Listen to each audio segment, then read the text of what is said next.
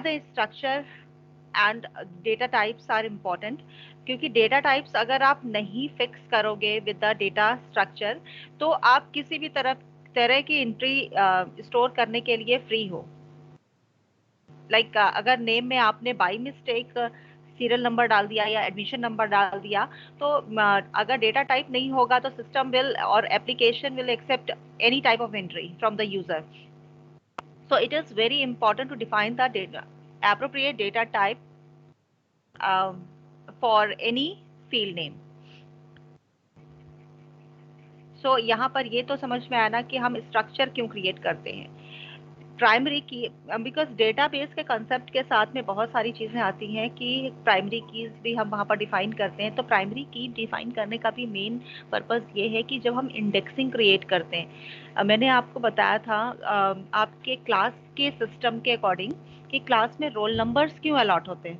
अगर हमें स्टूडेंट का नाम पता है तो स्टूडेंट के नेम के बेसिस पे भी we can identify, we can call that particular student by the name also. लेकिन फिर भी रोल नंबर्स होते हैं, क्योंकि रोल नंबर्स पे हम इंडेक्सिंग कर सकते हैं, we can sort the data. क्योंकि ज़रूरी नहीं है हर स्कूल में अलग सिस्टम फॉलो होता है, कहीं कई कई जगह पर एडमिशन नंबर के अकॉर्डिंग एंट्रीज होती हैं, कई जगहों पर अल्फ़ाबेटिकली अरेंज होते हैं स्टूडेंट के नेम। तो उस बेसिस पे एक सिमेट्री फॉर्म करने के लिए रोल नंबर्स अलॉट किए जाते हैं, और रोल नंबर्स के बेसिस पे it is quite easy to identify the student, और स्टूडेंट के लिए भी इजी होता है उसको मीन्स रिस्पॉन्ड करना। अगर आपके ग्रुप्स बन रहे हैं तो easily we can tell you कि रोल नंबर 1 to 5 ये करेगा, 6 to 10 ये करेगा। Now it is very difficult for us to categorize you or to frame a group on the basis of your names, क्योंकि हमें नहीं पता कि किस क्लास में, अगर जहाँ पर 3 लैंग्वेजेस के बेसिस पे स्टूडेंट्स को, जैसे लाइक इंटेंसी वहाँ पर संस्कृत, हिंदी, फ्रेंच सारे बच्चे हैं, तो अल्फाबेटिकली भी नहीं है, एडमिशन नंबर वाइज भी नहीं है, तो वहाँ पर हम किस बेसिस पे उनको बताएंगे कि ग्रुप किस तरह से फॉर्म करने हैं, अगर हमें एक सीक्वेंस चाहिए। तो इसीलिए एक क्लास के लिए एक यूनिक नंबर अलॉट कर दिया जाता है जिसको हम रोल नंबर बोलते हैं। तो यहाँ पर डेटाबेस के लिए भी आपको एक प्राइमरी की कंपलसरी है डिफाइन करना, जिसके बेसिस पे आप सॉर्टिंग करोगे, इंडेक्सिंग करोगे, या किसी भी तरह का कंडीशन अप्लाई करोगे ना। Is that clear? Yes, ma'am. Okay, database server क्या, दिस इज वैसे भी ये एक्स्ट्रा ही मैंने करवाया था, तो इसको अभी मैं स्किप कर रही हूँ। बाद में अगर आपको समझना होगा तो मैं दोबारा से एक्सप्लेन करूंगी। तो अभी मैं सीबीएसई के अकॉर्डिंग में एक्सप्लेन करूंगी व्हाट इज डेटाबेस सर्वर। जो भी मशीन, सर्वर वो होता है जहां पर हम इंफॉर्मेशन स्टोर कर रहे हैं। मैं अपने सिस्टम को भी सर्वर बना सकती हूँ। अगर मैंने अपने सर्वर से कुछ मशीन्स को कनेक्ट किया और मैं अपने सिस्टम के थ्रू कोई एप्लीकेशन शेयर कर रही हूँ, जो बाकी मशीन्स पे जो भी यूजर काम कर रहा है वो सेव करेगा, तो ऑब्वियसली क्योंकि एप्लीकेशन वो मेरे सिस्टम पे है, तो वो सारी इंफॉर्मेशन मेरे सिस्टम पे आके सेव होगी। तो I we can make any device, any system as a server. तो डेटाबेस सर्वर क्या होता है, where you can store the information, store the record. तो मैंने आपको बताया था ऑनलाइन अगर आप काम कर रहे हैं, ऑनलाइन अगर आपने फॉर्म फिल किया है, तो आपका डेटाबेस सर्वर होगा जहां पर जिस मशीन पर आपकी इंफॉर्मेशन स्टोर हो रही है। अगर मैं अपने सिस्टम पे वर्क कर रही हूँ, मैं अपने ही, मेरे पास कोई कनेक्टिविटी नहीं है, right now I am using a single individual PC. अगर मैंने अपने सिस्टम को यूज किया है और अपने सिस्टम पे मैंने एमएस एक्सेस या एसक्यूएल यूज कर रही हूँ डेटाबेस बनाने के लिए, तो मेरा सिस्टम डेटाबेस सर्वर है। क्लाइंट की तरह भी डील हो रहा है और डेटाबेस सर्वर की तरह भी। ठीक है, तो इंफॉर्मेशन जहां स्टोर होगी, भले ही वो बैकएंड पे हो रही है। बैकएंड का कंसेप्ट मैंने आपको क्लियर किया था कि ऑनलाइन जब हम काम करते हैं हमें नहीं पता कि कहाँ पर जाकर के हमारी इंफॉर्मेशन स्टोर हो रही है। गूगल में आप काम कर रहे हो, आप याहू पे अकाउंट क्रिएट कर रहे हैं, आप जिस भी साइट पर अपना अकाउंट क्रिएट कर रहे हैं, उसका मेन सर्वर जहां कहीं भी होगा, आपकी इंफॉर्मेशन वहां पर जाकर के स्टोर होगी, because we are working online. तो ऑनलाइन उस सिस्टम पे जा करके आपकी इंफॉर्मेशन स्टोर हो जाएगी। तो वो सिस्टम जो है हमारे लिए डेटाबेस सर्वर है। क्लाइंट सर्वर मॉडल जो है चैप्टर 1 वेब एप्लीकेशन में हमने पढ़ा था। क्लाइंट सर्वर मॉडल क्या है, जहां पर एक मशीन सर्वर की तरह ट्रीट करेगी और बाकी जो कनेक्टेड मशीन्स हैं वो क्लाइंट्स होंगी। We have one other type of architecture P2P, जहां पर पीयर टू पीयर होता है, जहां सर्वर नहीं होता बट हम क्लाइंट मशीन्स पे वर्क करते हैं with in a network. Now the data concept of database server is clear? Yes, ma'am. Everyone please respond to my question, क्योंकि अगर आपको क्लियर हो रहा है, मैंने पहले भी बोला था, क्योंकि डेटाबेस कंसेप्ट अगर आपको समझ ही नहीं आएगा ना तो आप एक्टिविटीज नहीं परफॉर्म कर पाओगे। Please ask your Yes, queries. ma'am. अगर नहीं समझ में आता है आप लोग पूछ सकते हैं विदाउट एनी हेजिटेशन। मैं पढ़ा ही रही हूँ और मुझे ये चैप्टर अच्छे से एक्सप्लेन करना है। Okay, then we have RDBMS। RDBMS भी database management system he.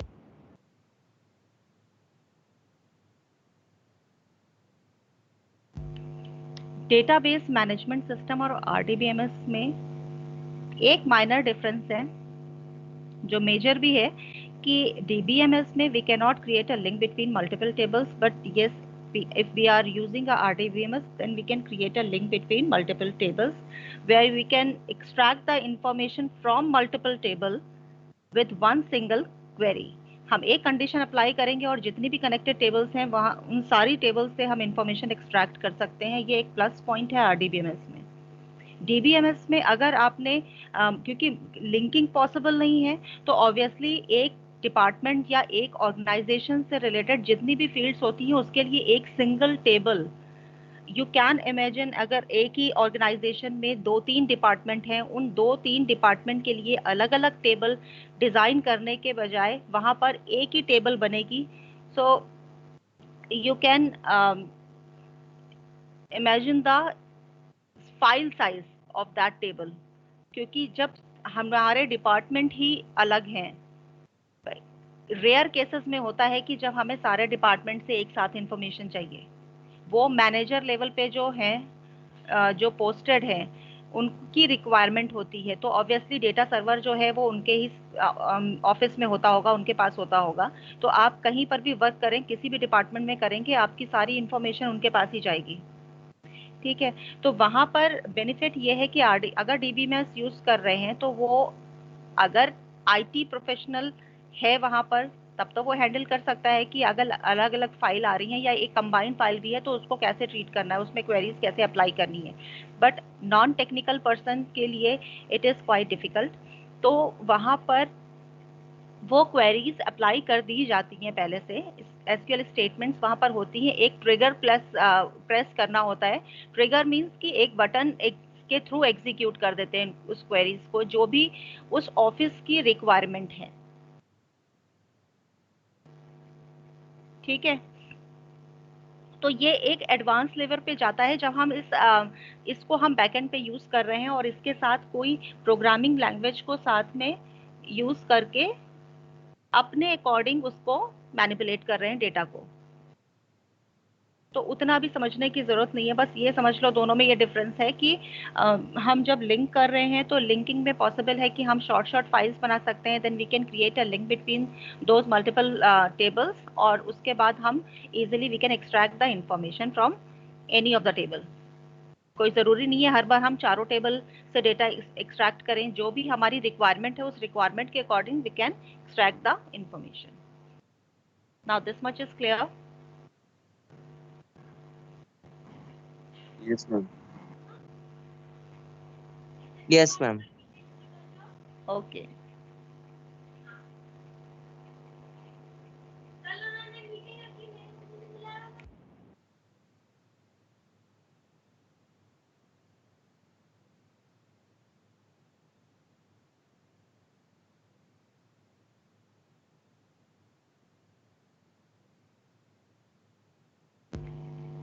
then how is data organized in RDBMS? Data is organized in rows and columns, जैसे एक्सेल पे काम करते हैं। यहाँ पर कॉलम्स जो हैं उनमें हम फील्ड नेम डिफाइन करेंगे। जैसे स्ट्रक्चर मैंने अभी एसक्यूएल में बनाया था, तो पहले फील्ड नेम्स डिफाइन किए, यानी कि पहले कॉलम्स की हेडिंग डिफाइन कर दी, और उसके बाद जो इंसर्ट इनटू टेबल नेम था, तो उसके थ्रू हमने रोज डिफाइन किए थे, क्योंकि ऑलरेडी एक स्ट्रक्चर बन चुका है, कॉलम में ऊपर हेडिंग्स आ चुकी हैं, तो उसके नीचे हम जो रिकॉर्ड्स एंटर करेंगे वो इंसर्ट इनटू के थ्रू करेंगे। तो यहाँ पर जो किस फॉर्मेट में ऑर्गेनाइज होती हैं, तो ये है कि we can arrange the information in rows and columns, और वो किसी भी Ma'am, what's डेटाबेस the में होता difference है। between ma'am, what's the difference between spreadsheet and database? Spreadsheet is a spreadsheet, we can not consider that spreadsheet as a database, क्योंकि वो graphical Microsoft का ही है। माइक्रोसॉफ्ट ने उसको मतलब बनाया है कि एक बहुत ही सिंपल फॉर्मेट में बनाया है। We can not consider as a database. That means database वो है, दोनों में डिफरेंस ये है कि हम उसको बैकएंड पे यूज नहीं कर सकते, एक्सेल पे एप्लीकेशन है। यहाँ पर हम वर्क कर रहे हैं डेटाबेस मैनेजमेंट सिस्टम। आप बोलोगे एक्सेस भी एप्लीकेशन ही है, और एक्सेस भी मैं आपको बताऊं तो बहुत रेयरली यूज होता है। नॉर्मली टेक्स्ट बेस्ड डेटाबेसेस ज़्यादा यूज होते हैं, क्योंकि उनका फाइल साइज काफ़ी रिड्यूस्ड होता है। आप अगर 1000 इंफॉर्मेशन एक्सेस पे प्लेस करेंगे और 1000 इंफॉर्मेशन आप एसक्यूएल में रखेंगे, दोनों का फाइल साइज कंपेयर करो, बहुत चेंज होता है। तो एक्सेल में वो सारी इंफॉर्मेशन आपको प्रोवाइडेड है जो हम डेटाबेस क्रिएट करने के लिए यूज करते हैं, बट वहाँ पर एक तो डेटा हाइडिंग का कंसेप्ट नहीं है, जो एक इम्पॉर्टेंट फीचर है डेटाबेस का। अगर आप बैंक में गए, बैंक में आपने बोला कि आपको अपना डेटा बैलेंस जो है वो चेक करना है। सपोज सिस्टम का जो स्क्रीन है वो आपकी तरफ ही है। अगर आप एक्सेल पे बनाओगे तो एक्सेल में तो सारे रिकॉर्ड्स आपके सामने हैं, आप अपना बैलेंस चेक करने गए, साथ साथ आपने 10-15 क्लाइंट्स का और भी यूजर जो है अकाउंट होल्डर हैं उनका भी चेक कर लिया। तो वहाँ डेटा हाइडिंग का कंसेप्ट नहीं है, जो एक डेटाबेस की रिक्वायरमेंट है। कोई भी नहीं चाहेगा कि उसकी पर्सनल डिटेल्स ऐसे पब्लिकली ओपन मतलब ओपन सिस्टम पे हो। तो यहाँ पर हम एक्सेल में वो चीज़ नहीं कर सकते हैं, डेटा हाइडिंग नहीं कर सकते हैं, बल्कि यहाँ पर कर सकते हैं, हम फॉर्म डिज़ाइन करते हैं। और फॉर्म डिज़ाइनिंग में क्या होता है कि आप एक ही information at a time screen पर डिस्प्ले करा सकते हैं। और इसमें बैकएंड पे क्योंकि हमें यूज़ करने का ऑप्शन है, जो एक्सेल को यूज़ नहीं कर सकते, तो बैकएंड पे जब आप यूज़ कर रहे हैं तो ऑब्वियसली आपके सारे रिकॉर्ड्स बैकएंड पे हैं, स्क्रीन पर है ही नहीं। आप जब क्वेरी अप्लाई करोगे, जो एक्सट्रैक्ट करोगे रिकॉर्ड, वही केवल ऑन स्क्रीन आएगा, बाकी सब आपके बैकएंड पे ही रहेंगे, वो स्क्रीन पर नहीं आएंगे। तो ये कुछ एक चीज़ें हैं। हम इसमें प्राइमरी की सेट कर सकते हैं, एक्सेल में प्राइमरी की सेट नहीं कर सकते। वहाँ सॉर्टिंग का फीचर जरूर है, फिल्टर का है, बट वहाँ पर प्राइमरी की का कंसेप्ट नहीं है। प्राइमरी की के बेसिस पे you can extract the information, you can apply the query, और उसके बेसिस पे you can manipulate the information. आपको किस तरह से चाहिए वो सारी चीज़ें हम यहाँ पर एग्जीक्यूट कर सकते हैं, जो एक्सेल में नहीं हो सकती। तो spreadsheet is totally different from the database. Main अगर आप डिफरेंस अगर देखोगे डेटाबेस और एक्सेल या स्प्रेडशीट में, वो यही है कि Access sorry database you can use as a backend, Excel को हम बैकएंड पे यूज नहीं कर सकते। और फिर जो डिफरेंस है, जो फीचर्स यहाँ पर हैं और वहाँ नहीं है, वो तो है ही। वहाँ पर हम डेटा टाइप भी डिफाइन नहीं करते, rarely we apply the data types. Data types available जरूर हैं, बट हम एक्सेल पे डायरेक्ट एंट्रीज देते हैं। एक्सेल अपने आप ही डिसाइड करता है कि आपने टेक्स्ट एंट्री दी है तो वो लेफ्ट अलाइन हो जाएगी, राइट न्यूमरिक एंट्री है तो राइट अलाइन हो जाएगी। बट एज सच हम कोई डेटा टाइप वहाँ पर फिक्स नहीं करते किसी भी।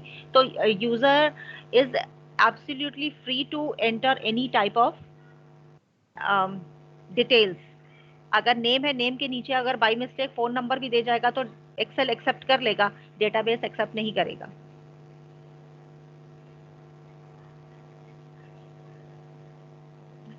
Clear? Yes, ma'am. Yes, ma'am. Okay, now to define database, table, field, and tuple. Database, it's like a folder where we can store multiple tables. So it's a collection of tables.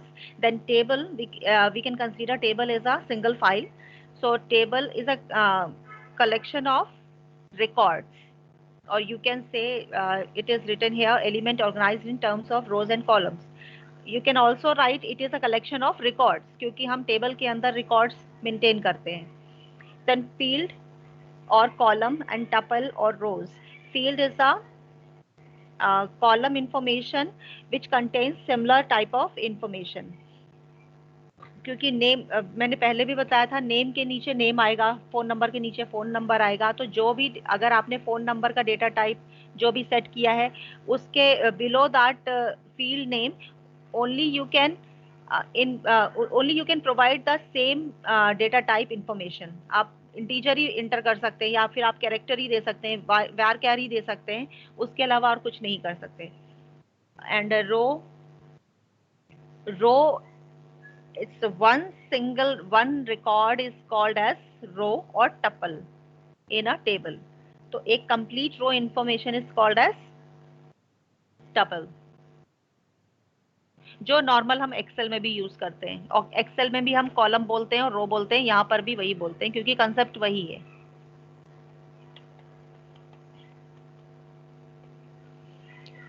ना SQL में जो अभी हम 10th standard में कर रहे हैं, we are going to learn DML and DDL. DDL is data definition language. Data definition language इसलिए मैं पहले बोल रही हूँ क्योंकि पहले हम स्ट्रक्चर क्रिएट करते हैं फिर डीएमएल अप्लाई करते हैं. तो मैंने गलत लिख दिया है ऊपर नीचे, पहले डीडीएल आता है फिर डीएमएल आता है. DDL is data definition language which is used to define data structure. Either whether you are going to create a database or you are going to create table, DDL is used. क्योंकि create statement जो है वो DDL का part है. तो create statements में हम क्या क्या create कर सकते हैं, हम database create कर सकते हैं और हम table create कर सकते हैं. Then alter and drop. These two statement also comes under the DDL क्योंकि alteration हम किसका कर रहे हैं, टेबल का, और ड्रॉप हम क्या कर रहे हैं, टेबल या डेटाबेस. तो ये क्रिएट, ऑल्टर एंड ड्रॉप जो है वो स्ट्रक्चर से रिलेटेड हैं. तो ये डीडीएल कैटेगरी में आते हैं क्योंकि तीनों के तीनों या तो डेटाबेस को फॉर्म करेंगे या रिमूव करेंगे या मॉडिफाई करेंगे. तो इससे आप याद रखो कि डीडीएल में क्रिएट, ऑल्टर एंड ड्रॉप, क्योंकि ये कैटेगराइज करने के लिए भी आता है. DML data manipulation language which is used to manipulate the information. Manipulation में क्या क्या आ जाता है, या फिर आप रिकॉर्ड को एंटर करोगे या आप उसे डिलीट करोगे या फिर आप इंफॉर्मेशन जो ऑलरेडी एग्जिस्टिंग इंफॉर्मेशन है उसे मॉडिफाई करोगे अपडेट के थ्रू, या फिर आप सेलेक्ट करेंगे. और सेलेक्ट मैंने बताया था डीक्यूएल में भी आता है और यहाँ पर फिलहाल हम डीएमएल में उसे यूज कर रहे हैं. So by using select statement you can create or apply multiple types of queries.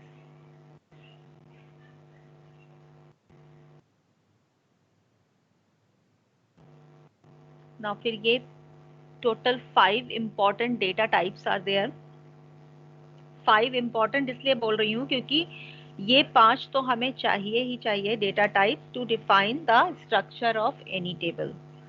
उसके अलावा आप जब जैसे जैसे कॉम्प्लेक्सिटी बढ़ती चली जाएगी, हम बहुत ज़्यादा कॉम्प्लेक्स डेटा टाइप या टेबल डिज़ाइन करना स्टार्ट करते हैं, फिर इनकी सब कैटेगरीज पे आ जाते हैं. तो अभी फिलहाल ये 5 आप याद कर लो क्योंकि CBSE can ask you define any 2 types of data types और 3 टाइप्स ऑफ डेटा टाइप्स. इस टाइप से क्वेश्चन पूछेगा. सब कैटेगरीज पे बहुत ही कम क्वेश्चन आते हैं. मैंने यहाँ पर मेंशन ज़रूर कर दिया है बट क्वेश्चन बहुत कम आएंगे.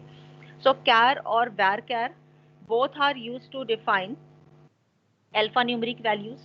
Now the difference between char and varchar is char में whatever the length is defined by the user, it will consume the total defined length in a memory area. उसका example के through मैंने आपको explain किया था, if you remember, name char 10 तो जितना भी वैल्यू आप डिफाइन कर रहे हो, रेस्ट ऑफ द स्पेस भी वो कंज्यूम करेगा मेमोरी से, वो रिलीज नहीं करेगा।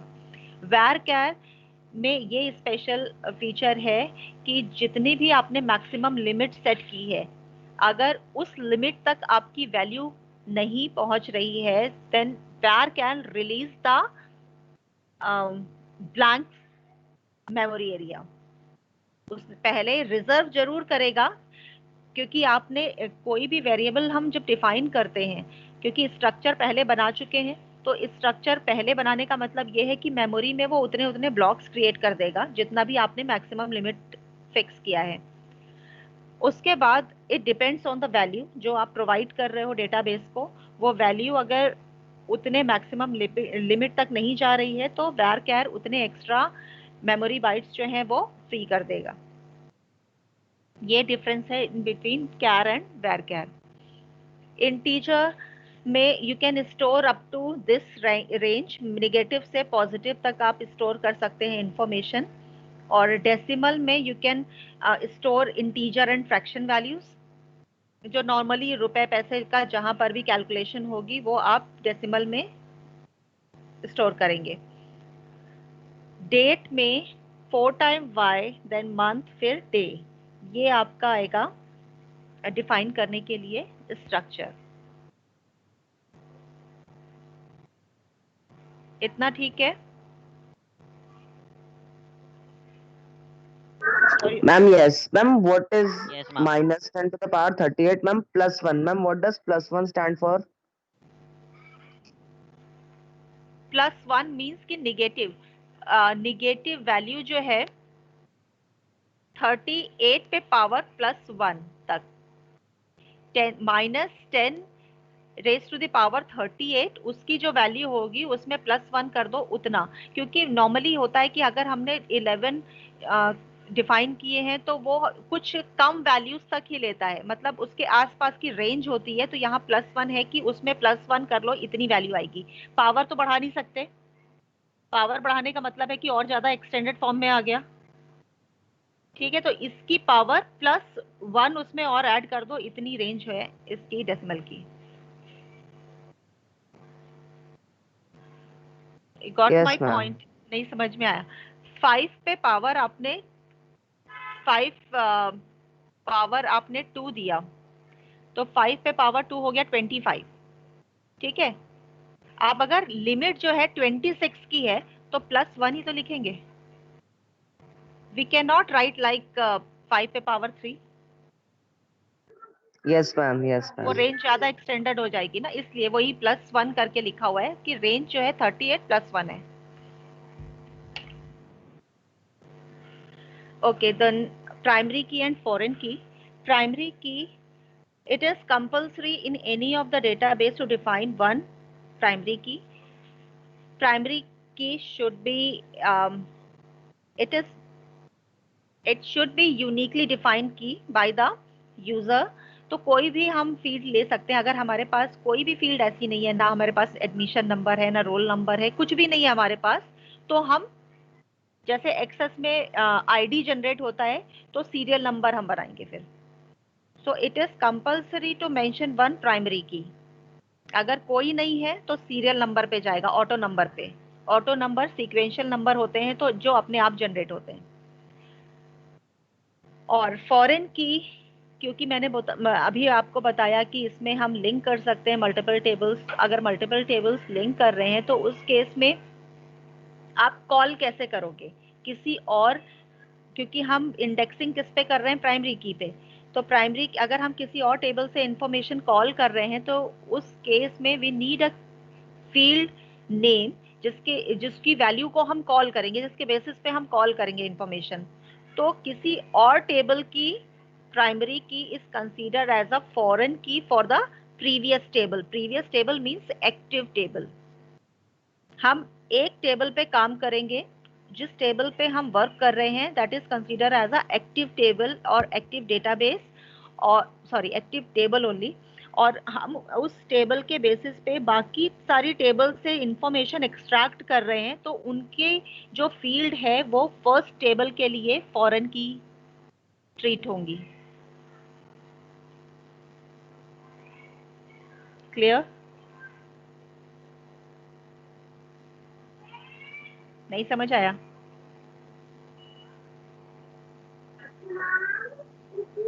Yes, ma'am. Clear. ओके,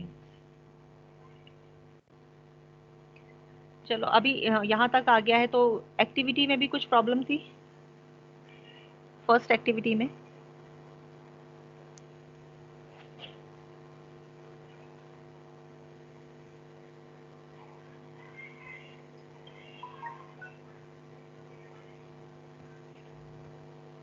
इस वाली एक्टिविटी के सारे स्टेटमेंट्स जो हैं वो समझ में आ गए थे?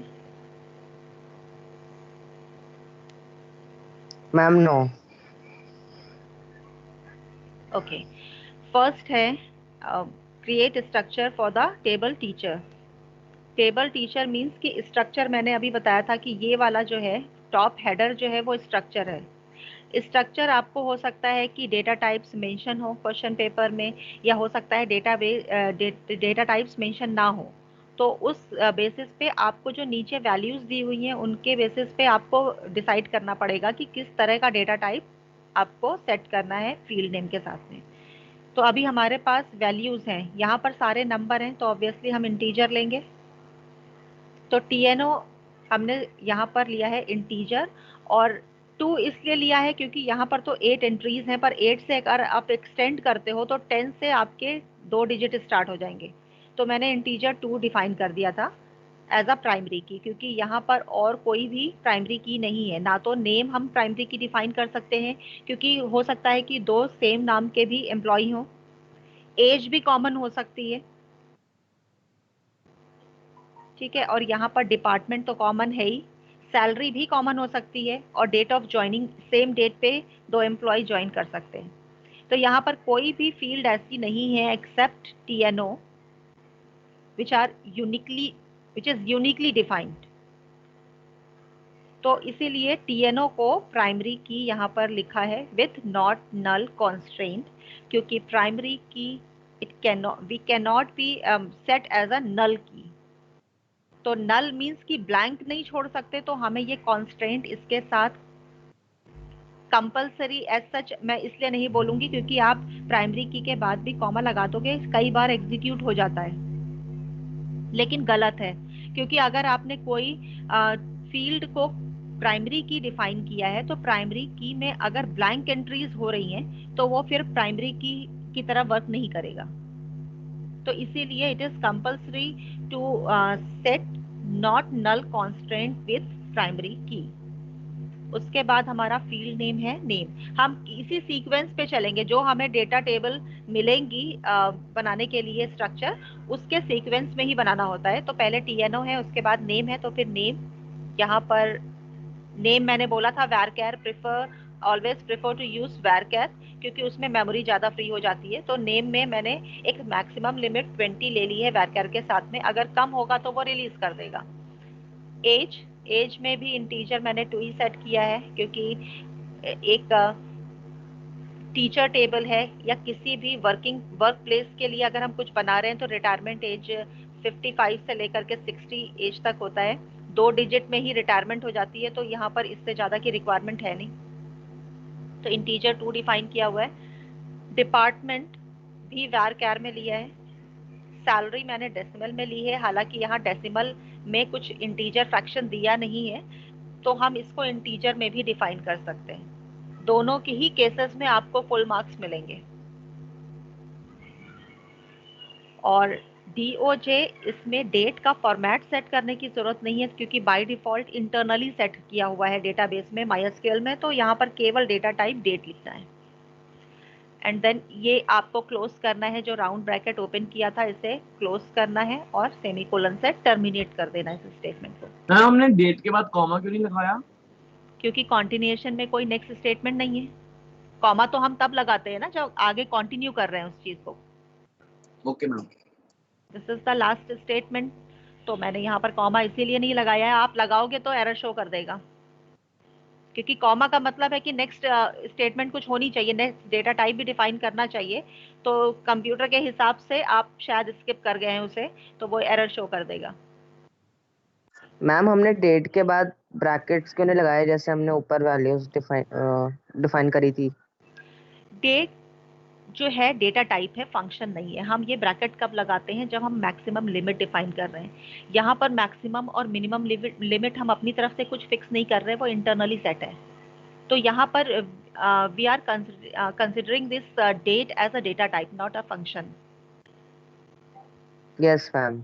ठीक है, तो हम ब्रैकेट्स इसलिए नहीं लगाएंगे। Now this one is clear? Yes ma'am. Okay, now to display the number of teachers in each department. Each department means कि हमें department, अगर मैंने आपसे बोला नॉर्मली, अगर हम मैनुअल कुछ डेटा मैनिपुलेट कर रहे हैं, तो अगर मैंने आपसे पूछा कि कंप्यूटर में कितने फैकल्टी हैं, तो कंप्यूटर में आप देखोगे ना कंप्यूटर कितनी बार अकरेंस आ रही है इसकी। तो यहाँ पर कंप्यूटर की अकरेंस 2 टाइम्स है, तो आप कंप्यूटर में 2 बार लिखोगे, 2 फैकल्टी हैं। इसी तरह से जो भी आपसे डिपार्टमेंट पूछा जाएगा, आप उसको उसी तरह से काउंट करेंगे। हिस्ट्री है तो ऊपर से टॉप से लेकर के बॉटम तक जितने भी रिकॉर्ड्स है उसमें हिस्ट्री की अकरेंस कितनी बार है वो आप चेक करोगे। तो यहाँ पर ईच डिपार्टमेंट का मतलब है कि हर एक डिपार्टमेंट की एंट्रीज आपको चेक करनी है। So group by is basically when you want to combine the common entries, तब ये यूज होता है। सेलेक्ट से ही यूज करेंगे क्योंकि सेलेक्ट में ही सारी क्वेरीज अप्लाई होती हैं। सेलेक्ट डिपार्टमेंट में केवल टीचर्स पूछे हुए हैं, तो यहाँ पर सेलेक्ट डिपार्टमेंट और कॉमा काउंट नेम। नेम की जगह मैंने बोला था कि आप स्टार भी दे सकते हैं, क्योंकि काउंटिंग करनी है। काउंटिंग किसी भी फील्ड के बेसिस पे कर ले जहां पर डिपार्टमेंट रिपीट हो रहा है, तो स्टार पे भी चलता है, और या फिर आप नेम दे सकते हैं, कोई field name. From teacher table, group by किसे करना है? डिपार्टमेंट, यानी कि जैसे ही एक कॉमन डिपार्टमेंट रिपीट होगा वो उसे यहाँ पर काउंट कर लेगा। मैम जैसे अब हमें इसमें कोई पर्टिकुलर डिपार्टमेंट के टीचर्स के निकालने हो सिर्फ, तो फिर क्लॉज आ जाएगा, फिर वेयर क्लॉज आ जाएगा। वेयर डिपार्टमेंट इज, और डिपार्टमेंट आप डबल कोट्स में मेंशन कर दो। Okay ma'am. मैम क्योंकि ये यहाँ समझ नहीं पर आया। इसमें क्या नहीं समझ में आया, पहले आप ये बताओ। ग्रुप बाय नहीं समझ में आया? Ma'am count name. Okay, count हमने एक्सेल में किया हुआ है। काउंट क्या करता है? नंबर ऑफ, जो भी आप पैरामीटर सेट करते हो, जो भी आप कंडीशन अप्लाई करोगे, उसके बेसिस पे जो भी एंट्रीज होंगी उन्हें काउंट करता है। ठीक है, तो अभी हमने कंडीशन क्या दी हुई है? Group by department. Department group by का मतलब है कि एक टाइप का डिपार्टमेंट अगर रिपीट हो रहा है तो वो उसके रिपीटिशन के साथ में ही काउंटिंग वो कर ले। जैसे यहाँ पर जब इंडेक्सिंग है, टीएनओ के बेसिस पे इंडेक्सिंग है, तो ये टीएनओ 1 से स्टार्ट करेगा। पहला हमारा डिपार्टमेंट है कंप्यूटर, तो पहले ये टॉप टीएनओ 1 से लेके टीएनओ 8 तक कंप्यूटर सर्च करेगा। इसको फिर मिला 7 पे कंप्यूटर, तो जैसे ही कंप्यूटर रिपीट हुआ इसने काउंटिंग कर ली 2, कंप्यूटर की काउंटिंग 2 हो गई। तो यहाँ department computer counting 2। Second record पे आया, क्योंकि फर्स्ट रिकॉर्ड अब सर्च हो चुका है। सेकेंड रिकॉर्ड पे क्या है? हिस्ट्री, तो सेकेंड से लेकर के 8 तक सर्च करेगा। सेकेंड पे हिस्ट्री है, नेक्स्ट हिस्ट्री यहाँ पर आई, काउंटिंग 2 हुई, फिर काउंटिंग 6 पे आकर के 3 हुई, फिर आगे हिस्ट्री नहीं है, तो यहाँ पर डिस्प्ले किया इसने। एक्चुअली ये सब चीजें इतनी फास्ट होती हैं कि आपको लगता है कि आपने जैसे ही एग्जीक्यूट किया वैसे ही ऑन स्क्रीन आ गया, पर इंटरनली ये इस तरह से इंडेक्सिंग जनरेट करता है। ठीक है, तो कंप्यूटर इसने डिपार्टमेंट प्रिंट किया, सेकंड हिस्ट्री, और हिस्ट्री के अगेंस्ट इसने नंबर 3 प्रिंट कर दिया जो उसकी काउंटिंग है। फिर 1 और 2 कंप्लीट हो गए, अब ये 3 से 8 चलेगा। 3 से 8 पे थर्ड पे है मैथ्स। मैथ्स इसने काउंट किया, मैथ्स की अकरेंस कितनी है? थर्ड से लेकर के 8 तक ये 3 टाइम्स है, तो मैथ्स प्रिंट करके उसने आगे 3 प्रिंट कर दिया। इस तरह से करके लास्ट 8 तक आएगा, क्योंकि लास्ट 7 भी हो चुका है, 8 भी हो चुका है, तो वो स्किप करेगा फिर जो ऑलरेडी वो काउंट कर चुका है। इस तरह से इंटरनली कैलकुलेशन होती है कंप्यूटर में। Yes ma'am. Next statement explain करूं? Yes ma'am. To list the name of all the teachers with their date of joining in ascending order. मैंने आपको बोला था हम किसी भी एप्लीकेशन में वर्क करें, ascending order by default set होता है। So यहाँ ascending order के लिए either we can use ASC और DESC for ascending और descending order. ये हम कीवर्ड यूज करते हैं, बट यहाँ पर क्योंकि हमें ascending order ही करना है और जो बाय डिफॉल्ट सेट है तो इसे यूज करने की जरूरत नहीं है ASC को। करना क्या है, हमें टीचर के नेम प्रिंट करने हैं with their date of joining. That means कि हम यहाँ पर स्टार यूज नहीं करेंगे, अननेसेसरली हम वो इंफॉर्मेशन ऑन स्क्रीन डिस्प्ले नहीं करेंगे जो डिमांड नहीं की जा रही है। हमसे केवल टीचर के नाम और डेट ऑफ ज्वाइनिंग पूछा जा रहा है। तो select name comma DOJ from teacher table. Order by होता है असेंडिंग या डिसेंडिंग के लिए, ये क्लॉज यूज होता है। क्लॉज मींस कि आप क्या करना चाह रहे हो वो एसक्यूएल को आपको एक्सप्लेन करना पड़ेगा। तो ये ऑर्डर बाय लगाने का मतलब है कि ऑर्डर बाय के बाद जो भी आप फील्ड नेम डिफाइन करोगे उसे वो सॉर्ट कर देगा, ईदर इन असेंडिंग ऑर्डर और इन डिसेंडिंग ऑर्डर। तो ऑर्डर बाय DOJ मींस कि डेट ऑफ ज्वाइनिंग के बेसिस पे आपको असेंडिंग ऑर्डर में डेटा जो है वो प्रिंट करेगा, और प्रिंट क्या करेगा, केवल नेम और डेट ऑफ ज्वाइनिंग। मैम अगर हमें यहीं पर अगर सैलरी भी साथ में शो करनी होती तो हम select comma name salary, comma DOJ लिखते हैं। Comma salary. Okay ma'am.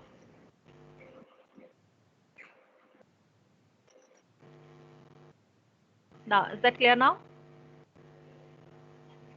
Yes ma'am. Yes, ma'am. Okay. Now the next is decrease the salary of all teachers in the history department by ₹1000. तो केवल history के जितने भी teachers हैं उनकी ₹1000 salary increase करनी है। तो अपडेट मॉडिफिकेशन के लिए यूज होता है। अगर आपको कोई वैल्यू चेंज करनी है तो हम अपडेट के थ्रू करते हैं। अपडेट क्या करना है, अपडेट हमें करनी है टीचर टेबल। क्या सेट करना है, सेट मींस चेंज क्या करना है, सैलरी। और सैलरी में क्या चेंज करना है, यहाँ पर मैथमेटिकल इक्वेशन लग रही है, salary equals to salary plus 1000, यानी कि जो ऑलरेडी सैलरी है उसमें ₹1000 ऐड करते हैं। Where department is history. जहाँ तो वो ये अब क्वेरी अप्लाई की है कि डिपार्टमेंट हिस्ट्री ही फाइंड आउट करेगा, हिस्ट्री के अलावा जितने भी डिपार्टमेंट है उसमें वो 1000 प्लस नहीं करेगा। केवल जहां जहां उसे डिपार्टमेंट हिस्ट्री मिलेगा वहां पर उन एम्प्लॉइज की सैलरी को प्लस 1000 कर देगा। Clear? Yes, ma'am. Okay, next is display all the teachers data whose age is greater than 32. तो यहाँ पर वो सारा रिकॉर्ड आपको डिस्प्ले करना है, क्योंकि कुछ स्पेसिफिक नहीं दिया हुआ है कि आपको ये this particular field he display करनी है। तो यहाँ पर सेलेक्ट स्टार है to display all the records from teacher table where age is greater than 32. So this one is very simple. I guess समझ में आ गया होगा आला। यस मैम आ गया। ठीक है, ओके क्लास देन। तो नेक्स्ट एक्टिविटी फिर मैं आप लोग से परफॉर्म करवाऊंगी। अगर आपके पास SQL नहीं भी है तो भी आप मुझे रफली बता सकते, बोल के बता देना कि इस तरह से लिखेंगे, मैं टाइप कर दूंगी। ठीक है, तो okay ma'am. Just get ready.